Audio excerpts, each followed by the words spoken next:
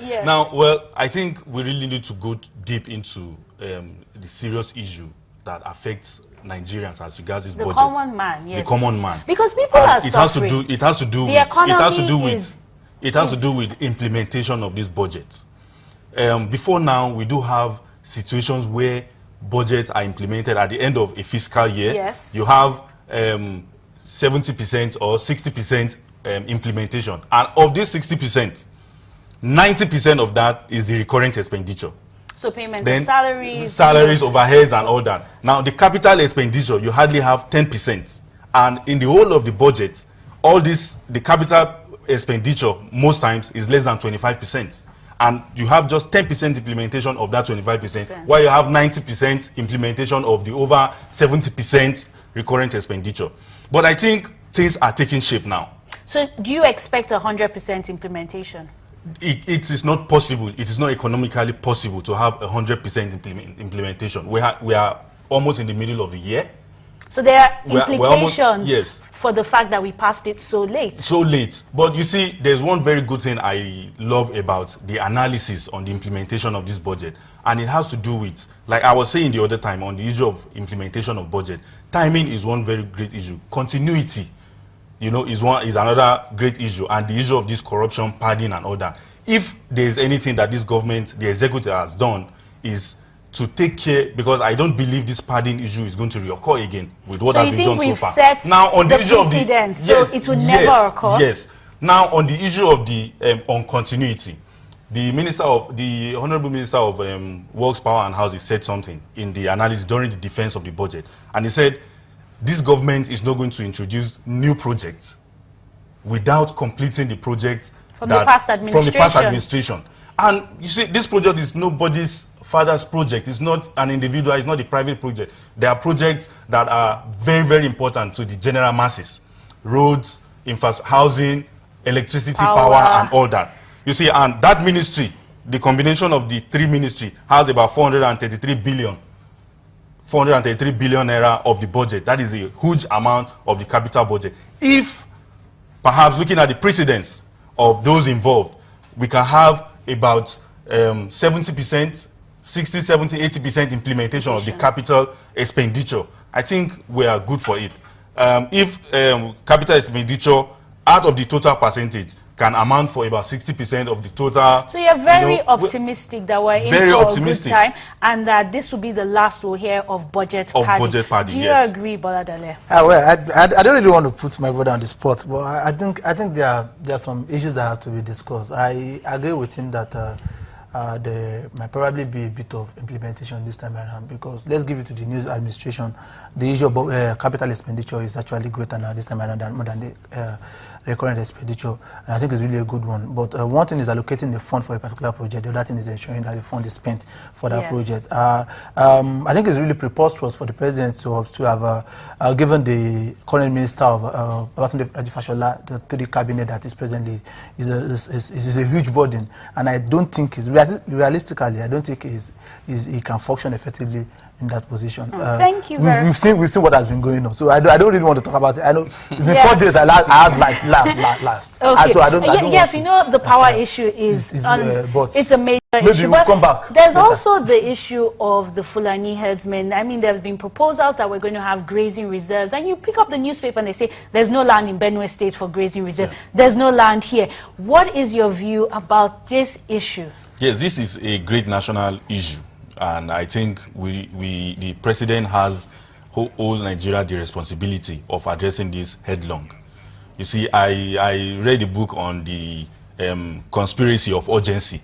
It has the summary of the whole thing is about there are some very important issues important national issues now in this context that require less urgency, and there are some in relation to this one that are very urgent, that are very urgent, but with less importance, and that has to do with the issue of the Fulani. I think this should take the front.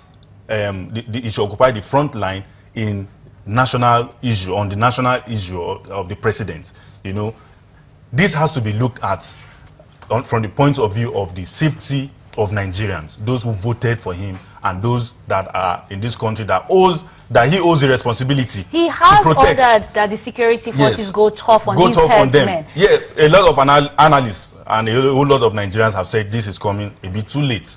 But thank God that it is happening now, or it's coming up now. The directives have been given, and we're expecting it. You see, on this grazing reserve or routes, it's one very strong issue. We need to check it and try to deviate from the tradition of nationalizing a commercial venture. Grazing of cattle or rearing of cattle is a private venture of the individual or the Fulani man that is the owner of the cattle. We should not make it a national issue by wanting to create a grazing reserve of over 20 hectares of land in a particular state, and someone comes here when the country is trying to diversify our economy through agriculture. People want to go into farming. Yes, cattle rearing is a form of farming. But you see, we need to make it a business-like venture for these individuals by creating ranches. Let's look at the cultural perspective, Boladale. I mean, culturally, these headsmen are not farmers. They don't stay in one place and rear the cattle. They've been on nomadic farming, if you must call it. So they move from place to place and their cattle graze. Do you think this is something that's still sustainable in this 21st century? So the issue is this. You can't, because during the olden days, the traditional pots is people prefer it because it cools your water and you drink from it. But that's not everyone prefers a fridge. That's an archaic mode. And I think Nigeria this is the 21st century. We should not still be... So we shouldn't use culture as an excuse to hold on to practices that you believe are archaic. Okay, very quickly, let's move to the security issue. Niger Delta militancy, there are bombs. It's all happening all over again. What do you think needs to be done to put an end to this? The new Avengers. Our Avenger, they call themselves. First and foremost, I think it's important to state clearly, unambiguous, that no individual in this country has any right, no matter what, no matter the excuse, to take off arms against the government. And for anyone to stand up and call themselves Niger Delta Avengers or by any name, they should be treated as an enemy of the country. It is important. You are sabotaging the economic powerhouse of this country. And the excuses, no matter what, is not even valid. So what I feel is that I think the federal government should deal with any individual, no matter, you see, there's an ongoing amnesty program that people in the Niger Delta are benefiting from. So do you think the president should play politics? There is no politics to be played. There's no politics. Let's be serious. There's no politics to be played. What I ensure is this: let the government do what? Call on, most importantly, the militants who have been enjoying, who are now living in private jets, who were once in the creek but now living in private jets. The likes of Atiketons, the likes of Tompolu. Let them call them and give them a warning, because they know these guys. They have been in the creek, so they know these guys. So this is not time to play politics. Let them call and give them a warning. Give them an ultimatum. Let them fetch these guys out. And if they fail to do it, move in. It's very easy. So we don't have time for Nigeria. This is a lot of a very challenging period. Yes. So we have Boko Haram, now we have Fulani men. We cannot be doing another militants. I think on this we have a phenomenon that is called retrogressive conspiracy.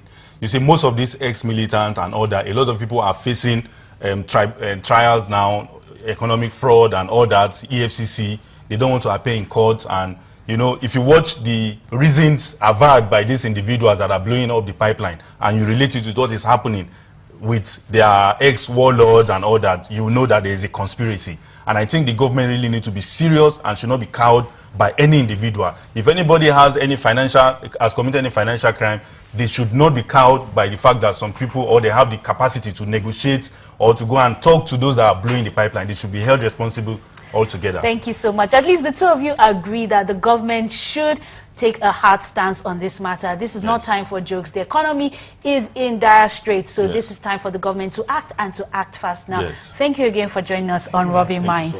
Still stay tuned, because after the break, we'll still be discussing on Rubbin Minds.